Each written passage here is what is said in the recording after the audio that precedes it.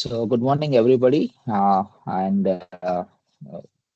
for joining this meeting at on Saturday and spending your valuable time with us. I'm Nital Zaveri, founder and CEO of Concept Business Excellence Private Limited, and with me we have Mr. Venkatanarayan, who is our host today. He's our guest today, and let me just explain you about our company, Concept Business Excellence Private Limited. We have another wing in our company, which is called DigiMax. DigiMax stands for Digital Transformation for Manufacturing Excellence. We have combined these two words and made it one, which is called DigiMax. So in DigiMax, the MEX, last two is not MAX, it is MEX, Manufacturing Excellence. In DigiMax, we basically work with the companies to help them become smart companies or smart factories, and to create this awareness on smart manufacturing, we have started a knowledge series which is called Smart Saturday Talk. From the beginning, we have been seeing very overwhelming response. It is getting traction. We are trying to build a community across the globe where people who are in the field of smart manufacturing or they want to adopt smart manufacturing, they are all connected together, including the technology providers, service providers, and the technology seekers.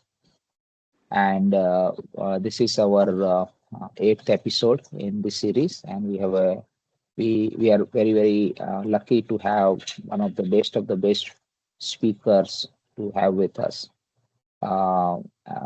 Today we have one very important topic because like we say, for if you are adopting TQM, then the highest price that you get is called Deming price. When you are applying for TPM, the highest price that you get is GIPM price. Okay. Similarly, when you are planning for operational excellence, the highest price is 𝐒𝐚𝐭 price. Same way in digital manufacturing or digital transformation, the highest price that a manufacturing company gets or recognition that a company gets, not price, the recognition is called digital lighthouse. Okay. Now that's the ultimate, recognition that you can get for being really a smart factory. And today, I think there are more than 238 as of date companies who are declared as a digital lighthouses. These lighthouse companies are basically torch bearers, or they are showing the path to other companies to follow.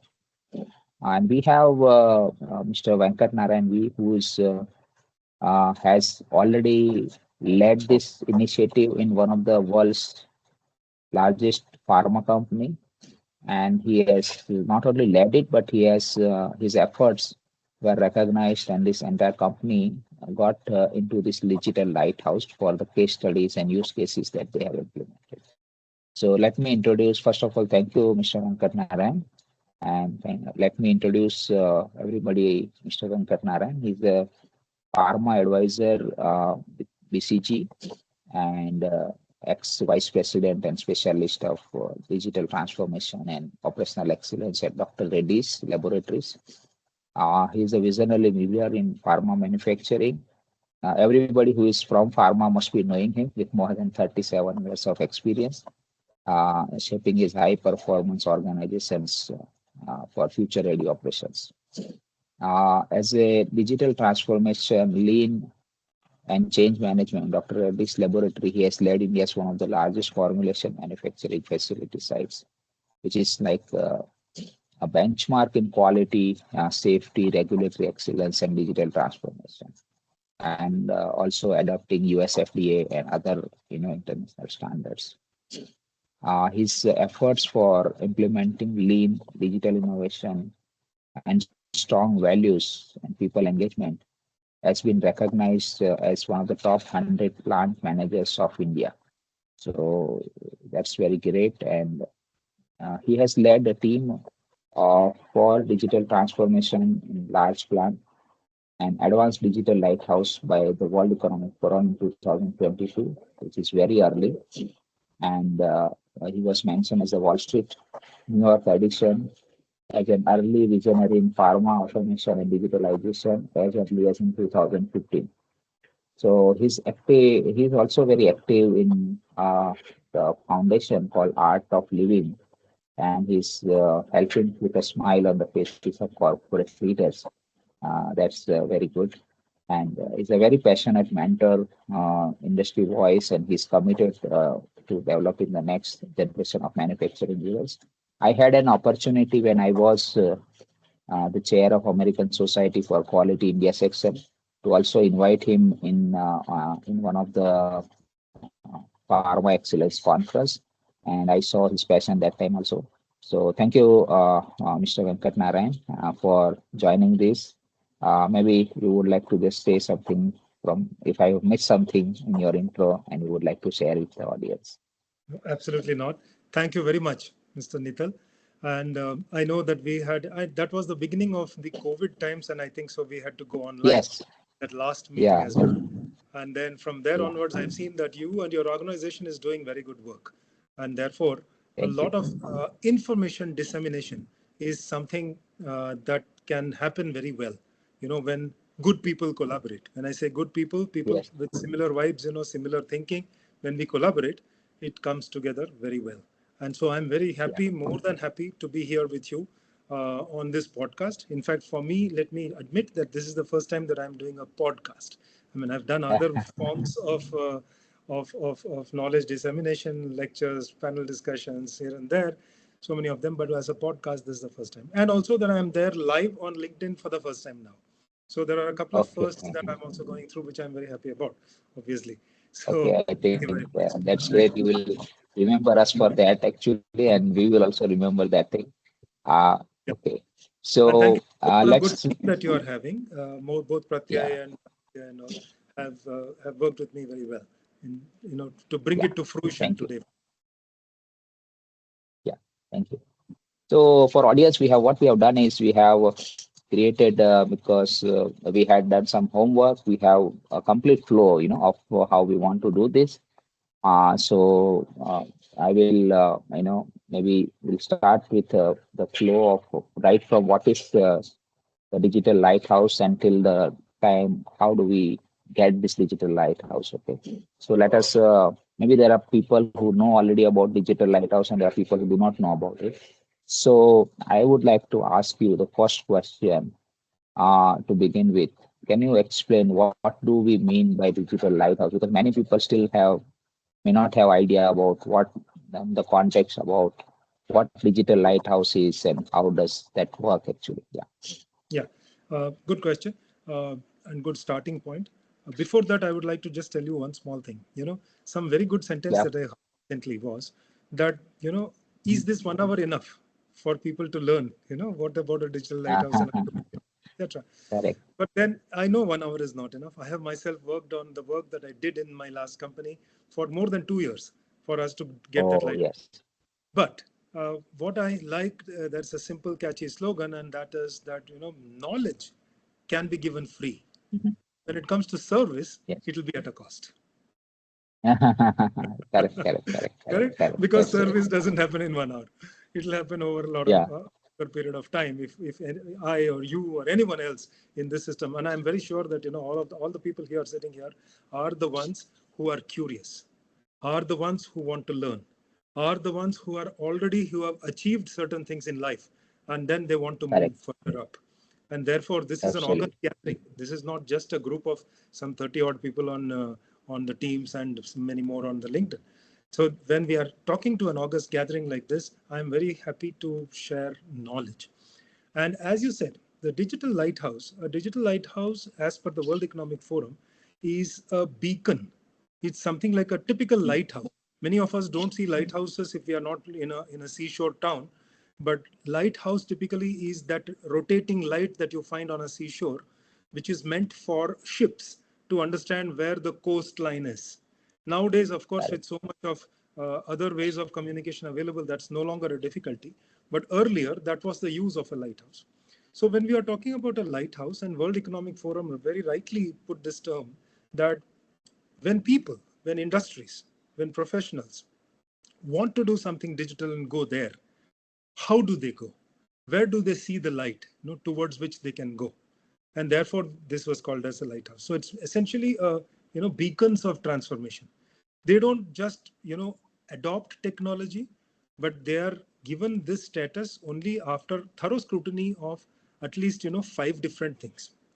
And those 5 different things are, first of all, that the World Economic Forum wants that whatever you're doing should increase the productivity in your organization. Whatever you are making, selling, distributing, that productivity should go up. Second, it should solve for a supply chain resilience, because the world has become more and more VUCA, more and more uncertain. Yeah, And so the resilience we are of your experiencing. should get helped. Only then it can be seen as something that is like a lighthouse. Because these are the various fault lines, where businesses and processes start crumbling and failing. Third, and it's Correct. actually the first, which is sustainability. Whatever that we do has to be towards a sustainable future, making the world more sustainable, making whatever that we do lesser the carbon footprint, lesser wastage, and so on and so forth. Then, of course, Very customer centricity. Customer centricity is the fourth one, where the World Economic Forum says that let's not do just for something to improve for yourself unless it is helping the customer also. When I say I want to correct. improve productivity, obviously, therefore, my price of the product will become lesser, and therefore, it will be easier for the customer to purchase. And also Yes. that there can be many more things. It's about accessibility by the customer, availability, the right quality. All of it also comes under the customer centricity, but we have to keep that Correct. in mind.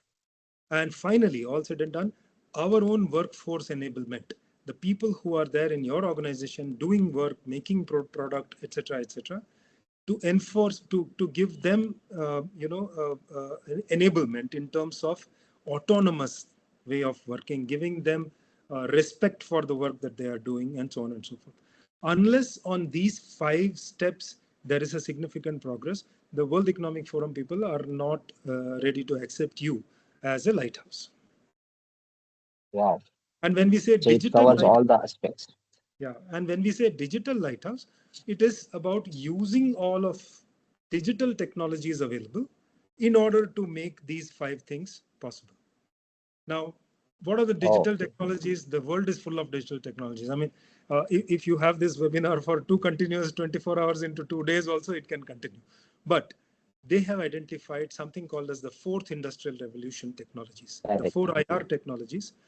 These are what are accepted by the World Economic Forum as a group of people who accepted that these technologies are the ones that will leverage maximum for all these benefits coming from the industry.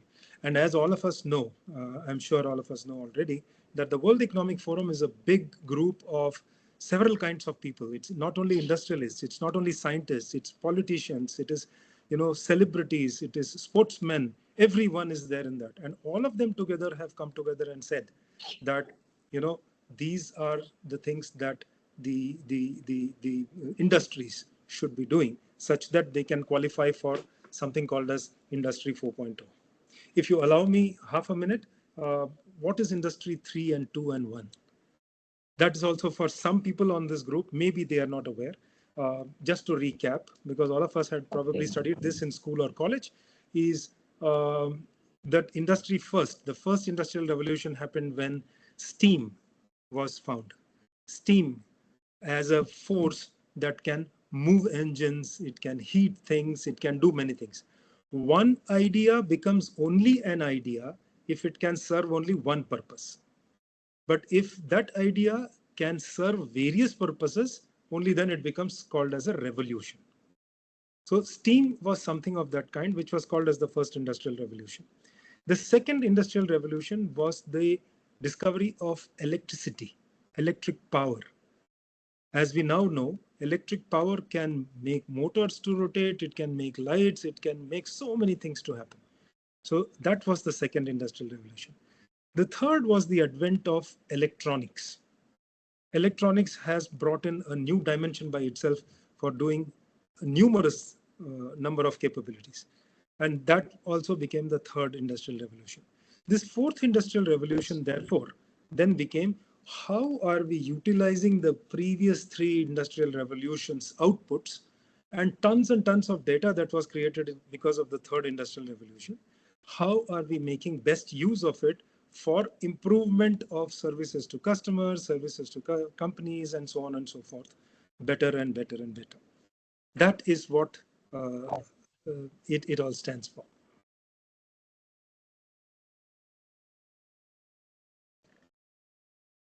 I'm sorry, am I audible or did I? Because I can see the video not move, Mr. Nital. You are audible, sir.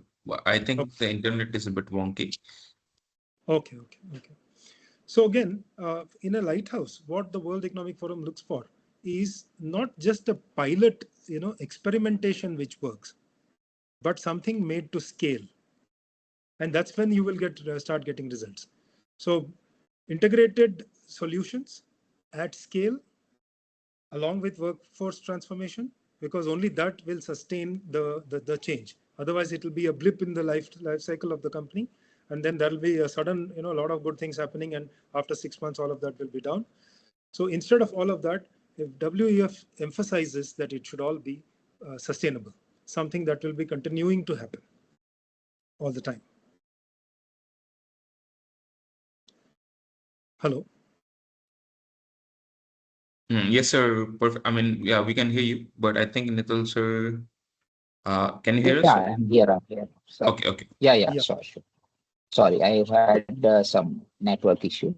no problem. I think that perspective I liked very much. That how do you use the first three industrial revolutions and the data that you have generated and make it in use for the fourth. I mean, that perspective I never, even I myself also never thought that you use the leverage on the first three industrial revolutions at the fourth industrial revolution. That was very good perspective, And I Venkat think sir. it is, My, well, it is very simple, like how much of a calculator were we using?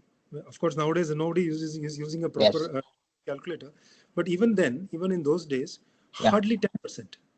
There is much more available yes, in the equipment that people don't use. Even today in the mobile phone, correct, we are hardly using 15 yeah, to 20% max of the capability that the correct, equipment. Similarly, the industrial 100%. revolutions and the newer and newer inventions that came into the world have a lot of Yeah, depth and width, but we only surf yes, the surface of it and then say that, okay, oh, we have done this, we have done that, and and then we don't go deeper and do much more.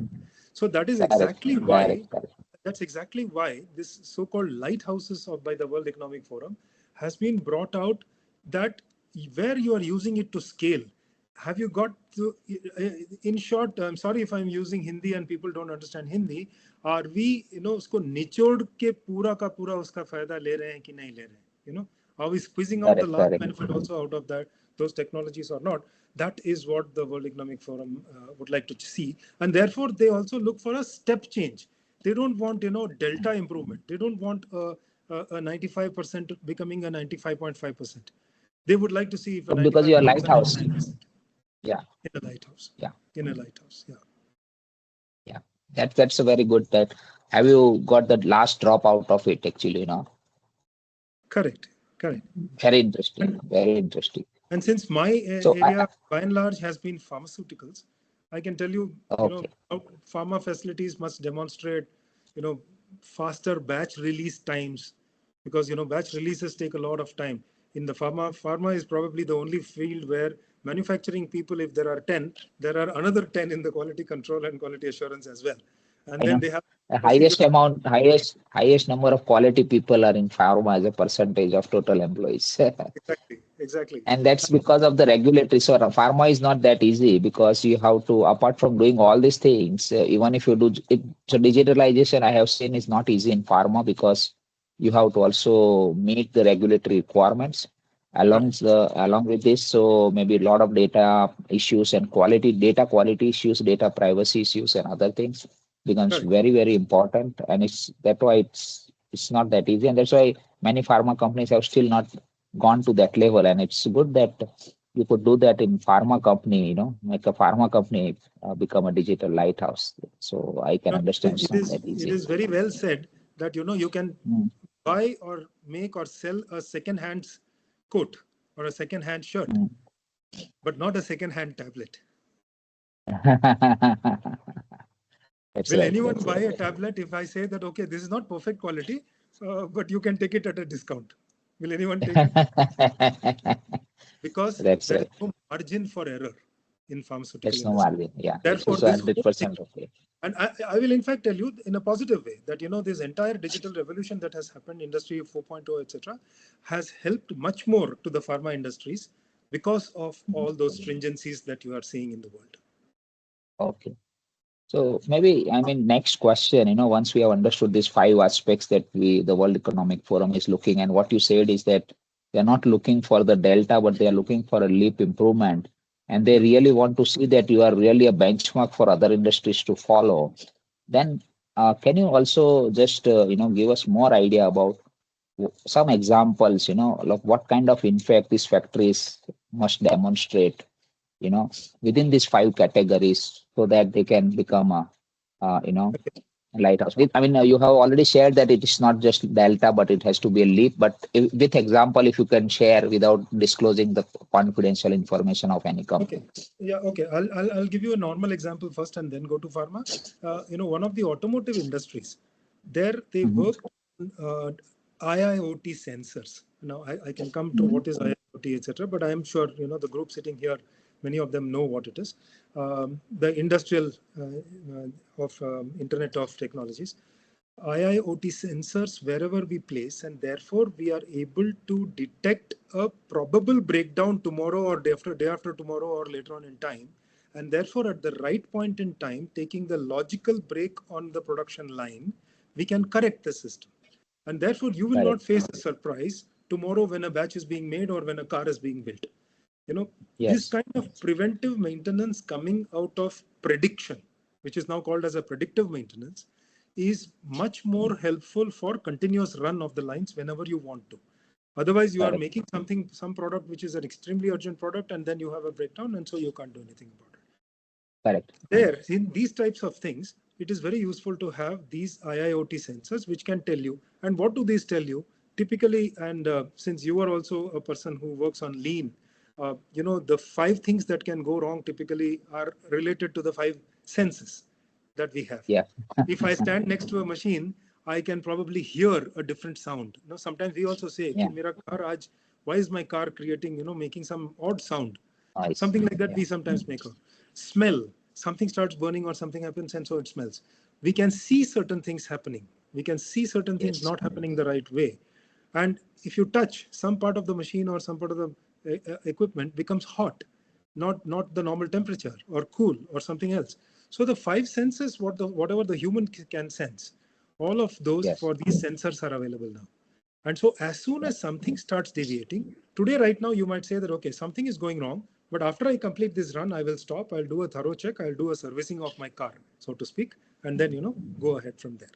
This type has improved productivities in an automobile assembly line to an extent of 30%. 30%. All of us know in the industry, it's not 3%, it's 30%, which is huge. And due to that, the pricing of the car could be made much better. Of course, pricing has many other decisions that are going into the pricing, and from there it goes.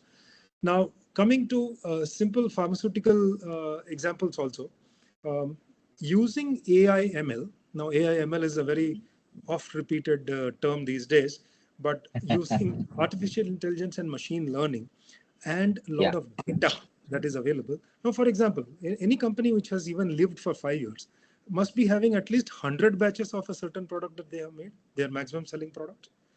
All the Yes. 100 batches, lots of inputs have gone into that. Each input material has at least 20 different quality attributes.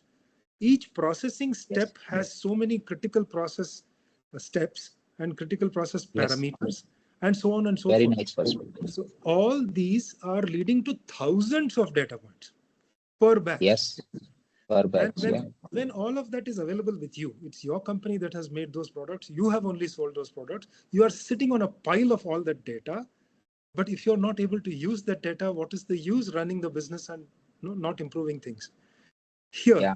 comes machine learning. Here comes artificial intelligence. Here comes advanced analytics, as we call, where you can put all these into statistical algorithms and then make sense of it and then even Yes. prioritize various actions that I should take, such that, let us say, number one, the what we call as the reward function.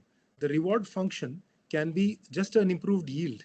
If the yield of my product goes up from 96 to 99.5%, and if it's an expensive product, I'm saving a lot as a company, as the Yeah. owner of the company. And same thing, instead of the yield, if I'm taking it as, let's say, an impurity or something because of which the batches are failing sometimes. And believe me, I've spent some 37 years in the industry. There are many times failures happening sporadically. If there is a failure happening every month, at least one batch, you are, more closer to the finding of the fact as to what is going wrong. But when it Yeah. is sporadic, it's very, very difficult to find out what exactly is going wrong. And that is when 100%. all of these technologies come in very, very useful for us to improve. And then those 3%, 2% improvement in yield also could be a large amount of money. More than Yeah. money, in fact, is, I personally believe, having been in this industry for long, a higher and good yield is not only those extra percentages that get converted into sales. It is a confirmation of the quality of the product as well.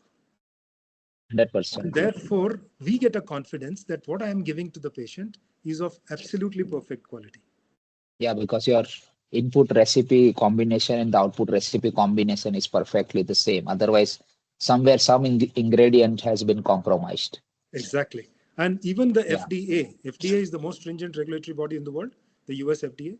Even they Yeah. say, testing a product or a batch with, those 10 or 20 tablets in the end, 10 or 20 tablets is representing 1 million tablets, is Yes. so statistically it's good, but it is still not as good as having a continuous control on your process. What's called a 100%. continuous process verification. All these are possible using digital technologies, whether it's data, big data, or whatever. I'll tell you one simple thing where this comes in very, very handy, in my opinion, is when unknown unknowns are there. So if you ask me, do I Yeah. know a Kenyan language, for example, Swahili, Yeah. something like that? I Yeah. know that I don't know. I know that I don't Yeah. know. But if you say you have to learn it, okay, give me 1 month, 2 months, something, and I will start learning it. But what happens if there is something that I don't know?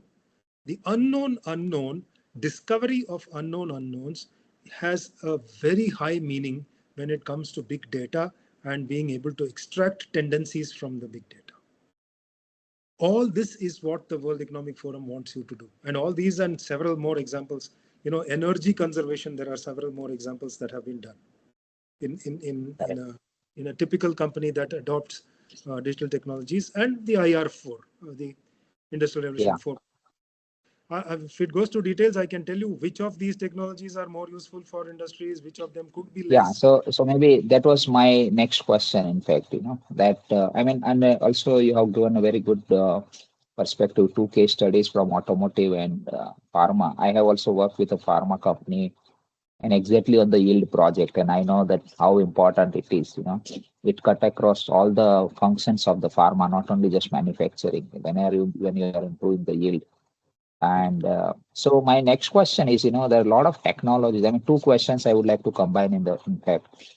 What happens I see is that most of the companies, as a consultant, I have seen they are being approached by a lot of vendors, this vendor, and then they have seen something, some working somewhere, and they get fascinated, and then the approach for the industries right now is, okay, I have seen this is working somewhere, and some vendor has approached me. It looks very good because it's like I call it a shiny toy syndrome.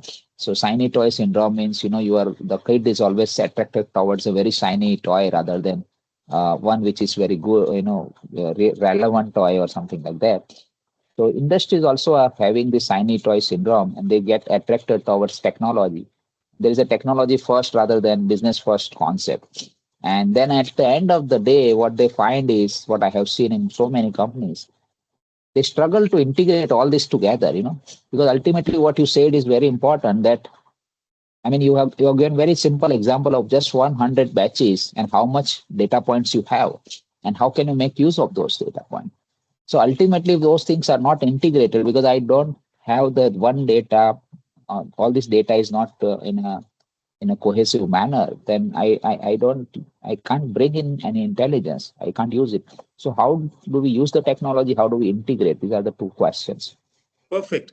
And I think if I had to give an award for some questions, this is the one that I'll give to. A very right question. No, because Yeah. most of the people, and as you said, you use the term shiny toy. You use some other terms also. I use, something as a label, etc. Yeah. Why do we want to go digital?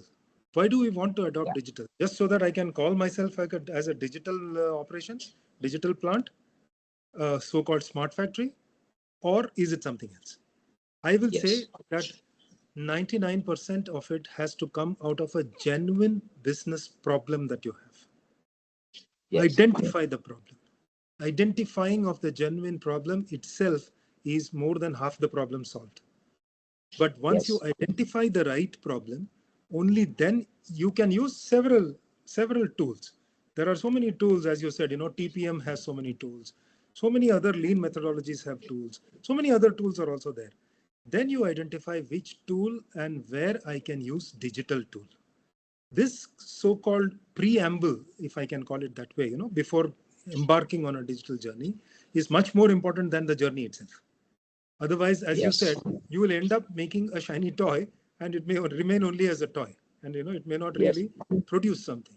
So Yeah. identifying a right problem. For example, when I started this work, we identified Mhm. that there was a double-digit erosion in the market value for our product in one of the biggest markets that we were operating in. It was more than 12% Mhm. of price erosion happening from Wow. year to year. Now, come on, all of us understand business, right? We want to give increased salaries to our people. Our input materials are becoming costlier. Then how can I sell it as a lower price than what I sold last year? But double-digit erosion in price is something that was seriously killing us. And therefore, that was a Yes. burning platform, if I can call, towards which we did Yes. everything that we did. Of course, the conventional Yes. levers have a lot that it can provide, but then came digital. And then we found that, yes, there is certainly a very good use of digital technologies that we can use towards solving this problem. And as I said, finally, if it's about the price in the marketplace, it has many other things that are going into it. It's about productivity. It's about Yes. being in time, because if I'm not there in time, my competitor gets to sell his product rather than mine, Yeah. and so on and so forth. So all these technologies help us in various different forms for getting those benefits. And Yeah. towards that, as I said, there are various technologies that can be used. Now, from the very simple dashboarding. Now, dashboarding is a very simple technology where instead of, all of us know every day morning, there is normally a morning meeting, where all department heads would sit together and talk about yesterday, this did not happen or that did not happen. You did not give me this paper and therefore this couldn't move, and so on and so forth. So when all of that happens 24 hours later, tomorrow morning only we discuss what went wrong today. Now the world has gone much faster than that. How fast and real time can we take decisions is something very, very important. And Yeah. therefore, when dashboarding happens I, and you are I making just give this report, example for this. yeah, For this dashboard, I give example of like this. When you're driving a car, you are looking at the dashboard which shows yesterday's speed and yesterday's speedometer or yesterday's fuel consumption. You can't drive the car. Yeah. Go correct. ahead. Sorry. Very Yeah. good example. So that is one thing. Dashboarding is very, very simple, but then it solves for a very, very important purpose. And that is that, you are getting real-time information, real-time actions can be taken, real-time damage can be prevented. More than anything else, real-time damage can be prevented. That is something like that. Then there is something called as digital twins. Now, digital twins, obviously all of us know, is also something like a simulation. A very complex setting. You Yeah. create a digital twin, you experiment in the digital twin. You say, okay, I move this variable, I move that variable, and see what the output comes out as. And then the most optimal output that's coming out of that, you then take it down to the ground and implement them. That kind of a digital twin usage, there are plenty of uses in all kinds of industry, right from R&D to day-to-day production, shop floor, everything. Like even the availability of your skilled manpower. Now, for example, in pharma, you only a skilled operator can run that machine when a certain product is made. If he or she is not available, you cannot make use of any other operator, even although he may be knowing how to do it. He is not certified, and therefore you cannot use him. So there are lots of some similar, simulations that are. Yes. The first example that I told you earlier about the yield, etc., is using big data. It is something called as advanced analytics that can be Yeah. used very, very fruitfully for hundreds of other things. Then there is one new technology that came as a newer part of this whole thing, which is called as augmented reality and virtual reality. AR, VR. Yeah. AR, Yeah. VR, many people have experimented with lots of different things that can be done. But I think that's one of the earliest entry points, most primitive in that sense, and easy to use. That Yeah. it can be used for training. As industry are growing, and industry in India is also growing. Pharma industry in India is also having a lot of attrition because of the growth. And I'm sure in all Yes. developing countries as well, this is going to happen. And therefore, Yes. there's a lot of people who will leave your organization and go. Now, when I get new Yeah. people, how do I ensure that they do the same job the way my older fellow did? And for this, it needs a Yes. good amount of training. And for that amount of Yes. training, I cannot spare my live line. I cannot say that this machine will not produce tablets today. It will only train this fellow how to run this machine. I cannot do that. Correct? Yeah. So when Yeah. there is Yeah. paucity And of time, when there is paucity of opportunity on the machine, then it is the AR and VR that helps a lot. The persons can yes. just sit in a conference room, put on those glasses, and run the AR VR SOP, so to speak. So you'll come to know about you'll get familiar with every knob, every button, every switch on the machine, Yeah. and every adjustments that Yeah. needs to be done if something is going right or wrong. And therefore, Yeah. last day, maybe 1 hour or 2 hours is what he actually has to go and see on the line. From the next day itself, he becomes operational.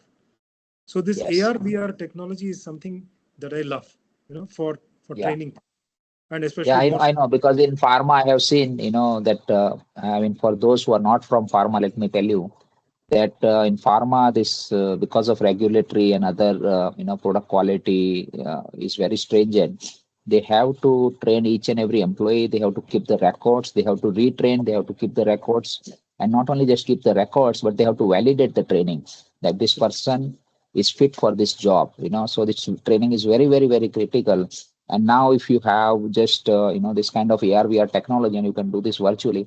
Otherwise, I have seen people are just reading the SOPs, and then they go to the work, and then they just go there and they just observe. They can't touch also the machine and all that stuff. So which makes it very difficult for a person who joins new to go onto the machine and then do certain things.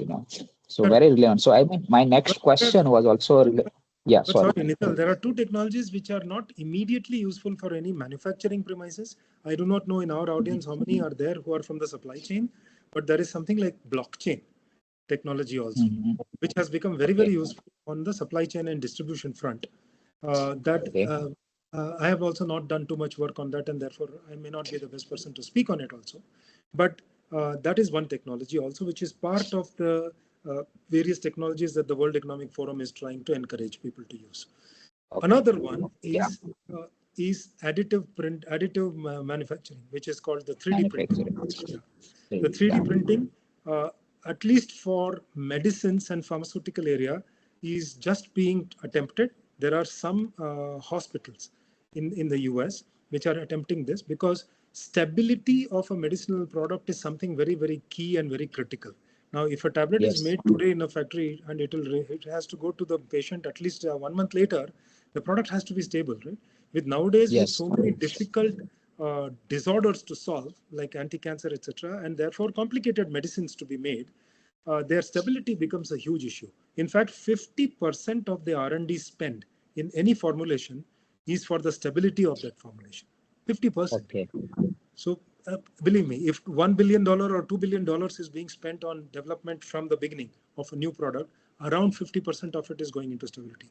Now, the idea, I don't know who got it, but he got it that if I manufacture the product next to the patient's bed At the in the place of hospital, use. and then, so for some complicated anti-cancer product, it has been tried out whether it can be just manufactured in the, alongside the bed of the patient, and there immediately then it is administered to the patient. So that stability Wow. question is not there.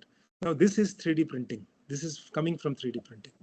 So we can see the technology opens up so many newer possibilities of improvement of human life and Yeah. and such things. So that's one Yeah. more of the technology which we are not much used, but coming in the coming days, it will certainly be done. Very good. Very good. So, I mean, taking on that, so all these technologies, I think, and I think you have explained also very well how this can be actually applied practically in the industries rather than just using this example I liked very much.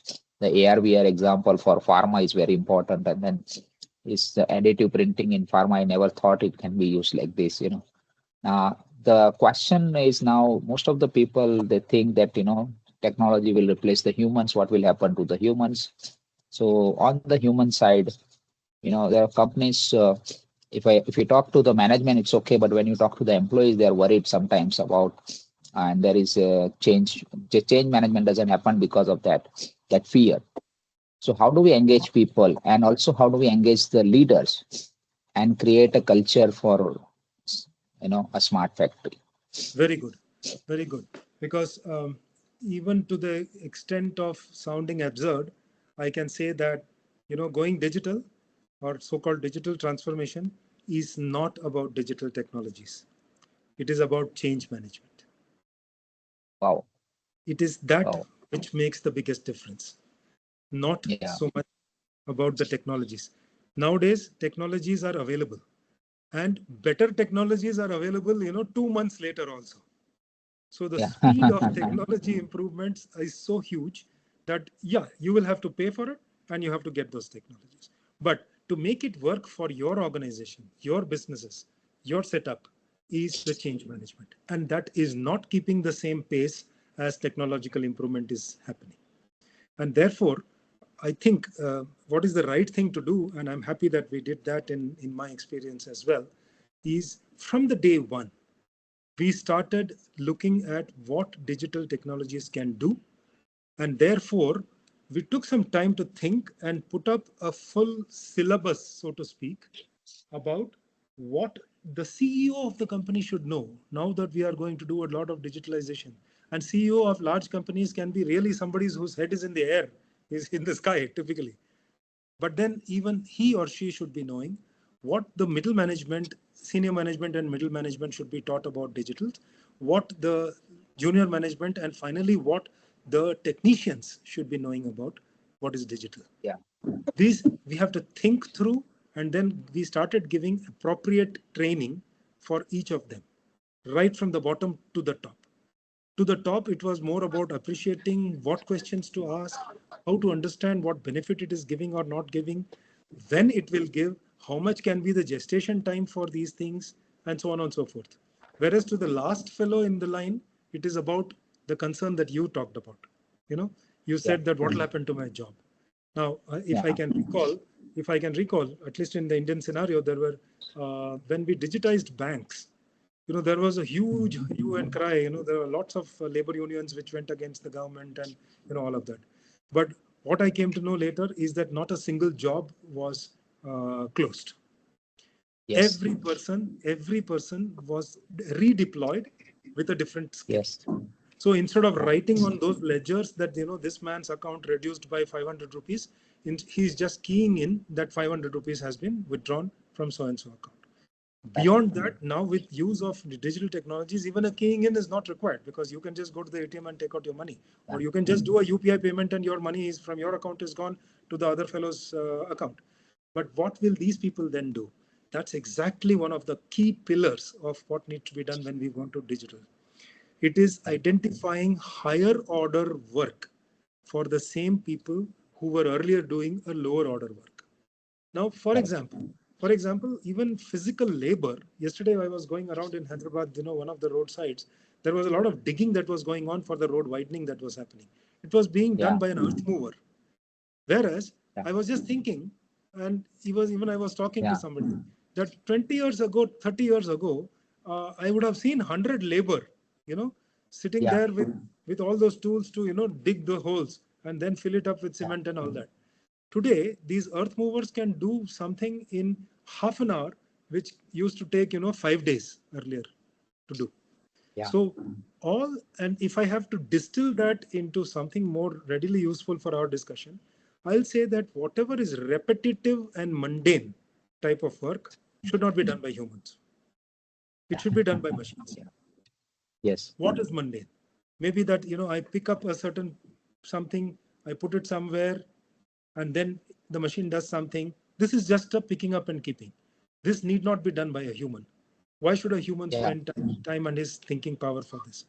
He can use Yes. that time for improving that process, making it more energy efficient, making it more fuel efficient, Yes. or time efficient, or so many other things. The last technician I'm talking about, even he, Yes. instead of pulling and pushing things, he can do this.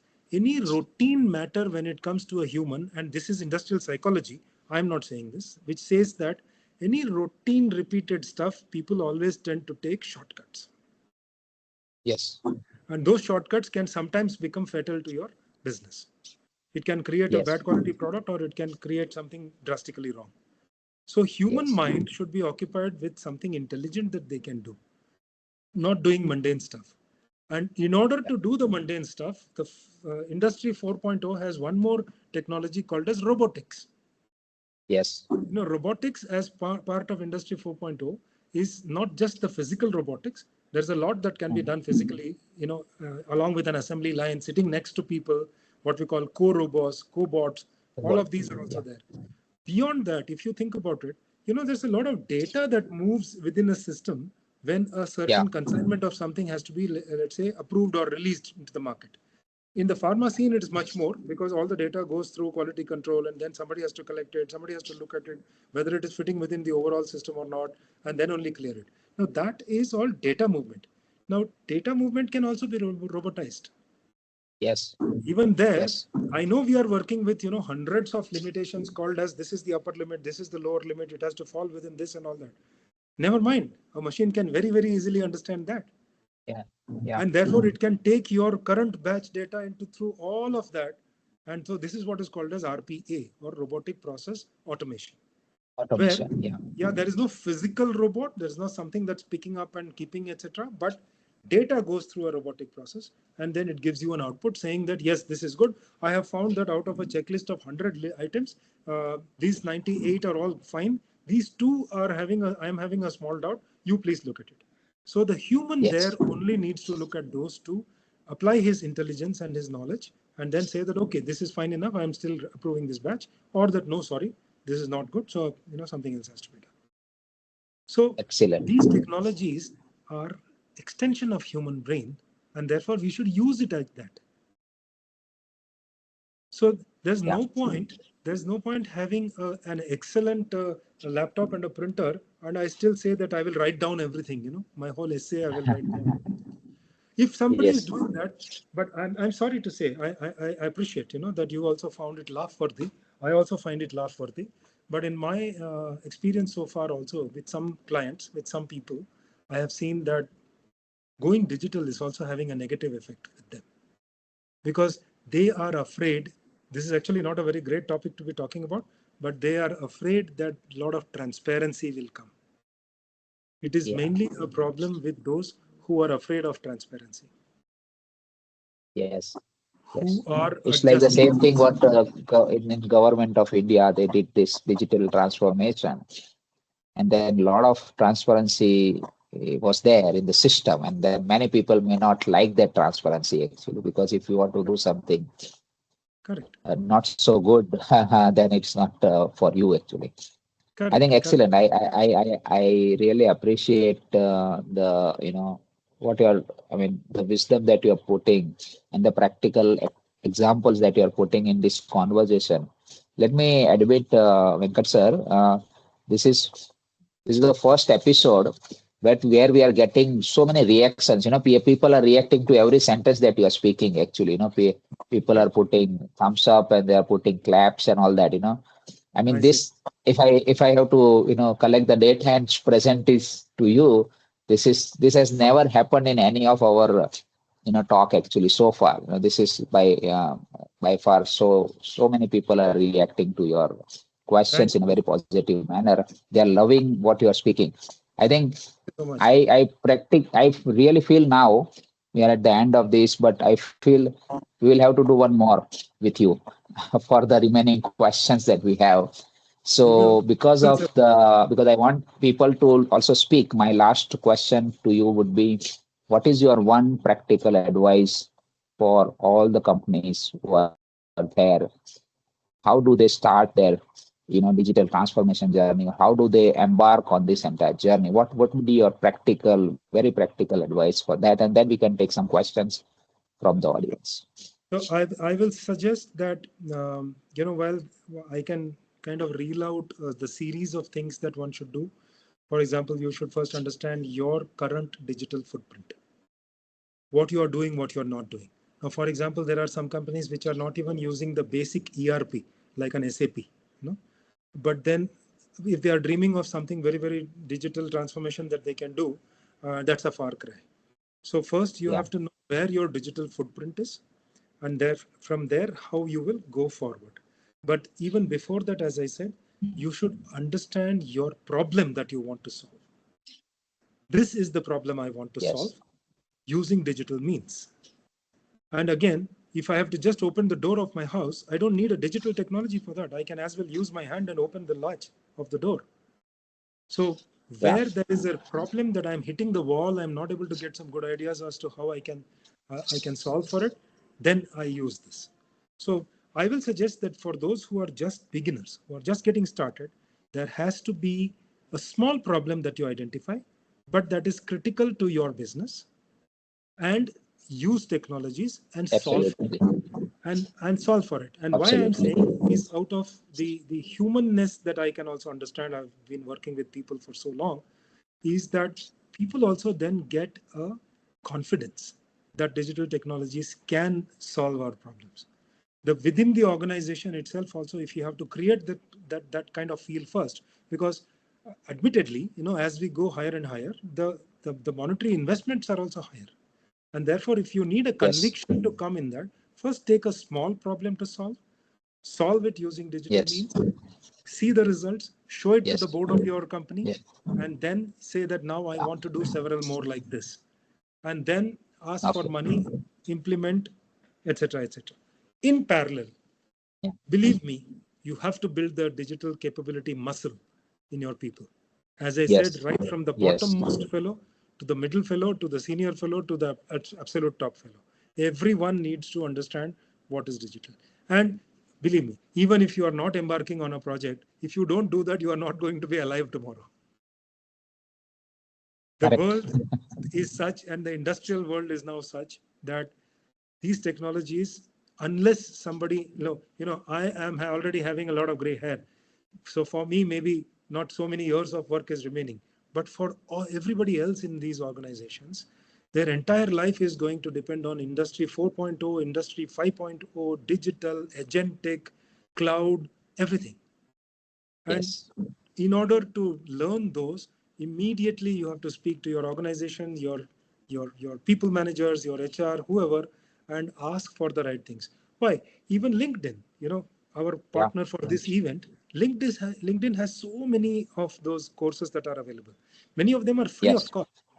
So you just have to subscribe to them. The organizations have to subscribe to them, start learning from there, and start doing small projects in the place of work.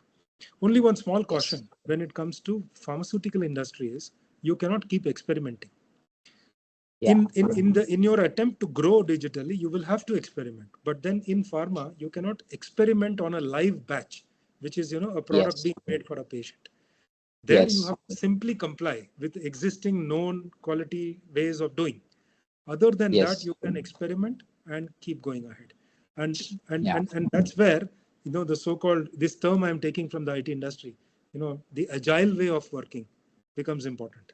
Agile is not just speed. I mean, the English meaning is speed, but then there is a certain meaning to that term in the software industry, hardware industry, whatever, is that agile has a small group which decides all the work that it has to do for a given week, let us say, only 1 week at a time. You do this, I do this, he does this, she does this, all of us do. And then by the end of the week, that particular small objective is met. So you make the big objective, break it into small objectives, take those smaller objectives to accomplish, make it happen in this week, in this month, in this quarter, and like that you keep growing. And if it has to fail, let it fail. In fact, people say that, fail fast, so that, that becomes a learning and then you go out of that. So this mode of learning will only help when we want to go to a digital lighthouse, smart factory, smart operations, all of it. Yeah. I'm sorry if I Very spoke good, sir. Excellent.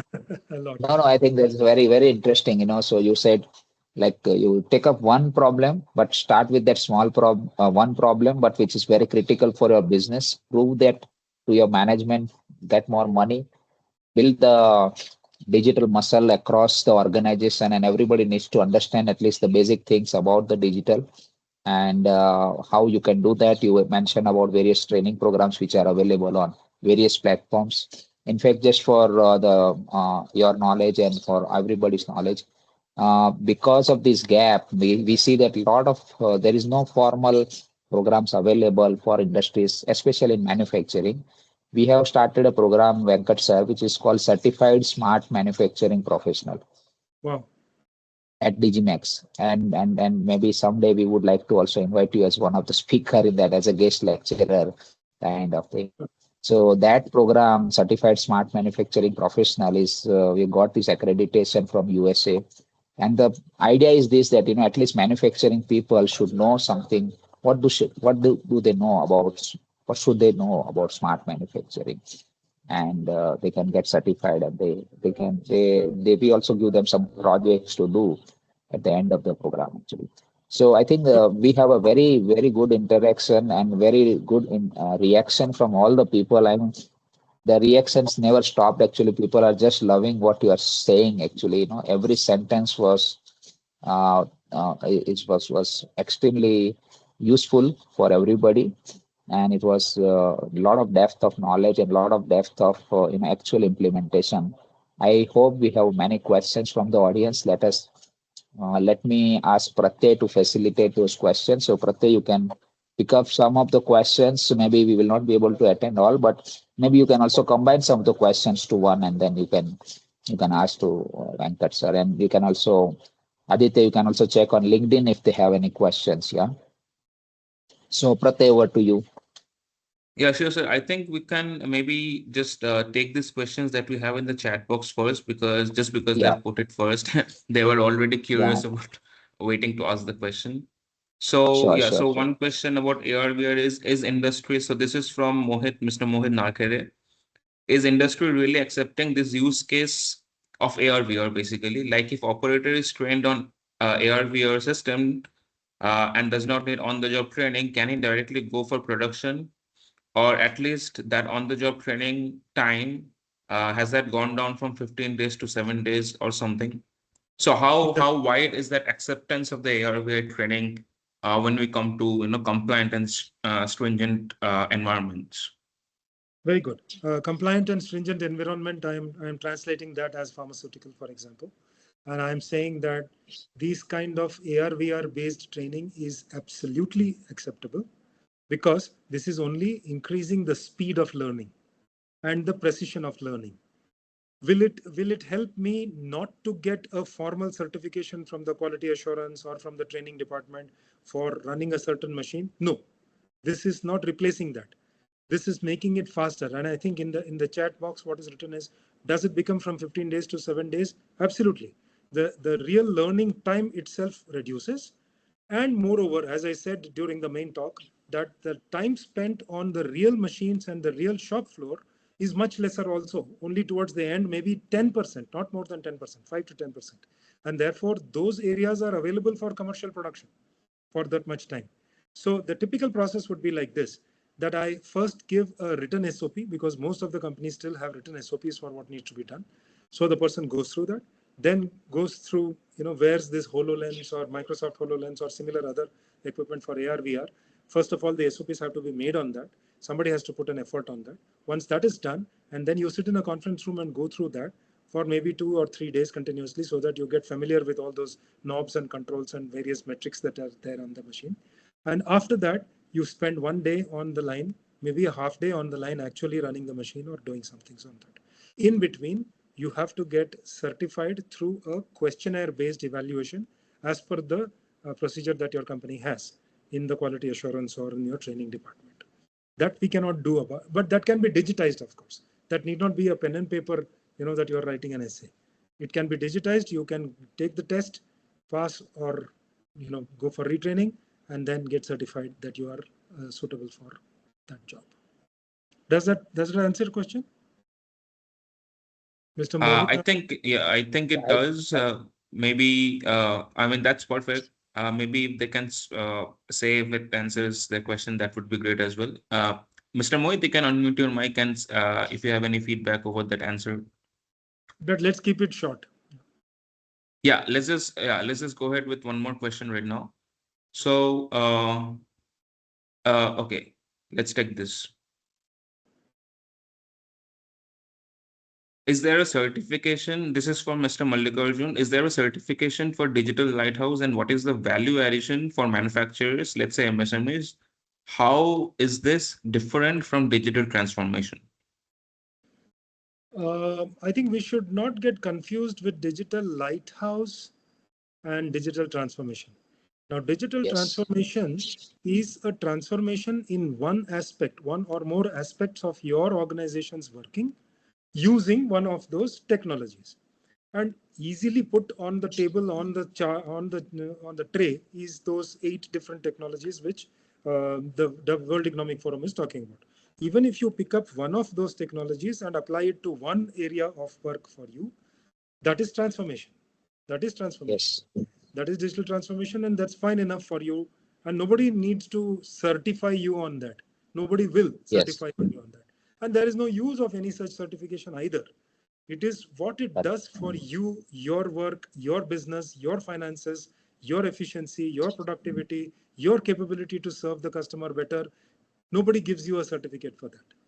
Whereas if there is a training that has to be done on what is a digital twin, how can I make use of digital twin to improve, let us say, scheduling of thousands of machines in my factory, or how can I make use of that for simulating a complicated process of making a particular very critical machine part, or making a formulation process, so on and so forth.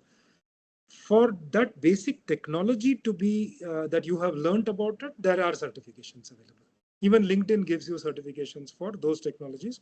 If you once you go through their set of instructions and then you go through their evaluation, there are. And then as Nital said, there are various organizations also which are giving this. I'll tell you what our organization did. Now, being a big organization, as I told you right in the beginning, we started training for all levels of people.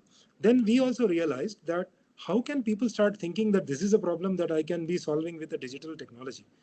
So we coined a new term called as digital business translators, DBTs. Oh, DBTs. Yeah. So Excellent. we started training people from various backgrounds. Some people from production, some people from quality control, some people from R&D, some people from supply chain, and started giving them a lot of training on all the various technologies that are available. Then there is evaluation. There is a practical project that they have to undertake over a period of 3 months. And only then there is an exam, and then there is an interview, and then we choose people as DBTs. Now, Wow. where the organization has to help is that, in my case, it worked very well, is that when we identified people like this, digital business translators, they gave them a faster career growth as well. The company identified, put it on paper, that they will be given a faster growth in their careers. So, what is in it for me, for the person when he learns and becomes a digital business translator, is that he also gets a quick promotion, or a jumped promotion, or a higher level, similar problem solving area in another department, and so on and so forth. So it's not only that, there is something monetary, something, all of this together. And then it is these, and we made it very pricey. It was not everyone who could easily get a DBT. So getting this digital business translator post was something that was pricey. So over a period of a year, initially we could make only 30 of them in a large organization with 26,000 employees. And in the next year, then we clocked around 100. So they're really nuggets who can, put them into any scenario. They can say that, okay, this part of your problem you can solve using digital technologies. So like that, there are a lot of things. Now, as I said, this 1 hour is just enough to give an Yeah. overview. There is so many more. And then we also made champs, that we identified. there is one thing going forward in the industry. Nobody can do anything by himself or herself. There are a lot of collaborations that are Yes. required with various other people. And likewise, even for this training, there was a classroom training, then there was practical training. For the classroom training, although we could do it ourselves, but we engaged with external consultants and institutes who gave us classroom training for our people and then evaluated them on that as well. So everything comes with a lot of collaboration. Yeah, please. Next question. Perfect, perfect. Thank you so much, sir. Okay, so maybe this is the last question, if we can take this. So this is from Mr. Suresh Patil. Considering regulatory pressure and change management challenges, how digital platforms can be implemented in pharma industry smoothly in a positive manner? Okay, two things. You have put it in a large thing into one's question, but the kind of change that you are making itself has a lot of enablement that a digital technology can do. Okay. In a typical pharmaceutical, I assume you're a pharmaceutical person, so you're asking this question. A typical pharmaceutical system has that, there is a current SOP, there is a current way of doing things. And then you are either finding a problem doing certain things in that way, or you are finding that I can make an improvement and therefore I want to make a change. So if that change is good or bad, you will not know initially until you experiment. Around all these areas, there is a lot of digital stuff that can be done to make it faster. As I said, if you want to make use of the data of last 100 batches, either of testing, manufacturing, whatever, and from that you want to take an extract of what the good batches are showing versus what the bad batches are showing, and so on and so forth, so that you can make a comparison and make a change. A lot of these technologies will help you arrive at those changes per se, for you to be sure that the change that you are proposing is acceptable and it is having an evidence-based results, for you to make the change. That's number one, and that's the heart of the problem.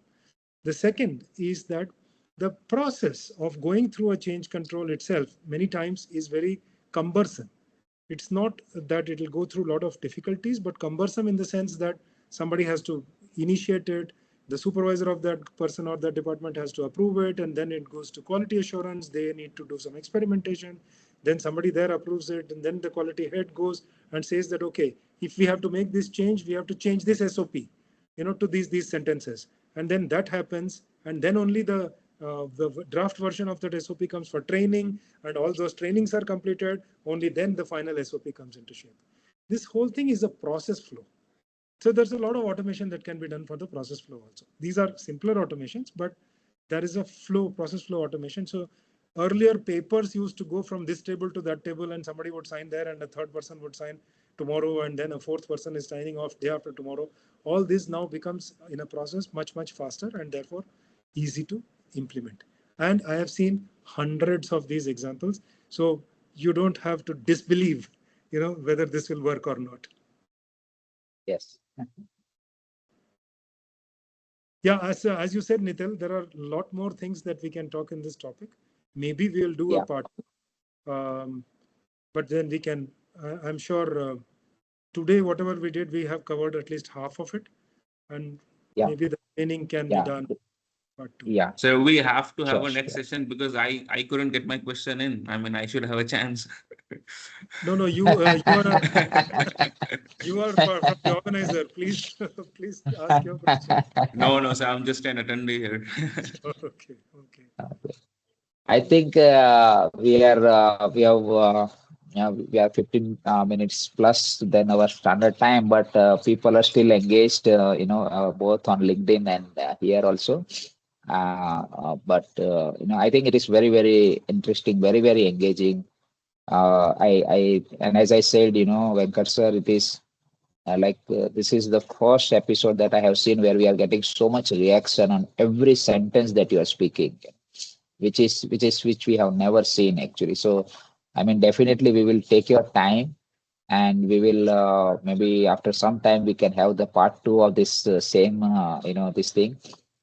We have not even touched many questions actually, and because you have practical experience, and pharma being a very complicated industries, lot of questions are now, a lot of, I would say, disbelief is now gone actually, that this can work or this cannot work, something like that. Yeah. So it was very, very insightful, very, very interesting. You have And a good audience base. Only one thing I couldn't understand was how deep they are. There may be beginners, there may be experts, and therefore the kind of discussion that we do, I did, yes, etc., could be good for one section of the audience, may not be so good for the other section of the audience. Maybe in the next version, if we want to do that, we can, or we can even continue like this in any which way. I leave it to you. we can discuss that, and then we will plan it out. Yeah. Sure.